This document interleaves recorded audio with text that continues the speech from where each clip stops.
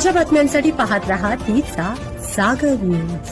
सांगली सातारा स्थानिक प्राधिकरण मतदारसंघ निवडणूक 2026 सांगलीसह सातारा जिल्ह्यातील 12 मतदान केंद्रावर झालं होतं मतदान आणि त्याचा आज निकाल आहे।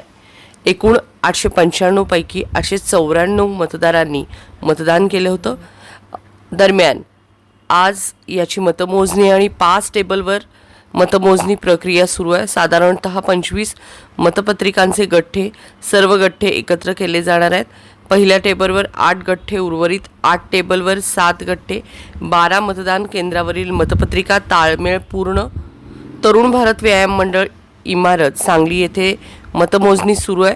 मतमोजणीसाठी संपूर्ण यंत्रणा सज्ज असून मतमोजणीसाठी एकूण 5 टेबलांची व्यवस्था करण्यात आली आहे। प्रत्येक टेबलसाठी एक मतमोजणी पर्यवेक्षक, एक मतमोजणी सहाय्यक आणि एक शिपाई यांची नियुक्ती करण्यात आली आहे। तसेच 2 मतमोजणी पर्यवेक्षक, 2 मतमोजणी सहाय्यक आणि 2 शिपाई कर्मचारी राखीव ठेवण्यात आले आहेत। याशिवाय रांग अधिकारी, हौद अधिकारी आणि टॅब्युलेशन पथकाचाही नियुक्ती करण्यात आली आहे। आजचे निकाल जाणून घ्या तीचा जागर न्यूज यूट्यूबच्या वृत्तवाहिनीवर। सबस्क्राईब केलं नसेल तर पटकन मोबाईल घ्या आणि सबस्क्राईब करा यूट्यूबवर जाऊन तीचा जागर न्यूज। नमस्कार, मी शर्वरी पवार।